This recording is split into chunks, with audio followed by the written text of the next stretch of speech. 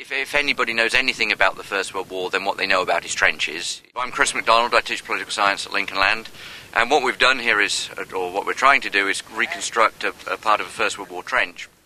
You know, they may have seen All Quiet on the Western Front, or they may have seen something like that, and in some ways it's one of the things that was, you know, they'd used them in the Civil War, but it was new and massive in the First World War. You had 450 miles of trenches from the Swiss border to the Dutch coast.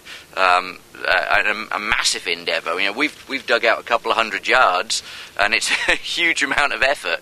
And we cheated and were able to use a backhoe.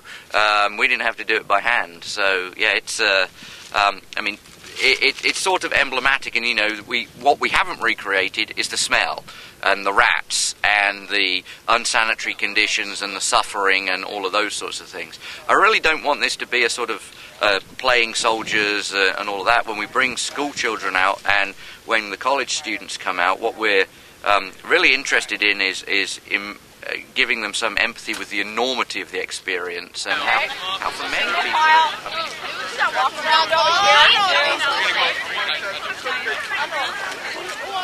what we've done here is create or recreate a section of First World War trench.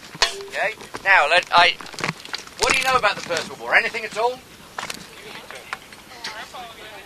Grandpa's probably in the Second World War.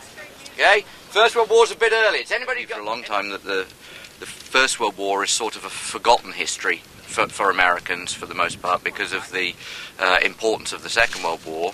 Yeah, Illinois sent lots of men, more than any other state apart from Pennsylvania and New York, and it's a much lower profile. It's also the 90th anniversary of American entry into the war, and there are just a handful of veterans left, less than a couple of dozen globally, 3 or 4 in the United States.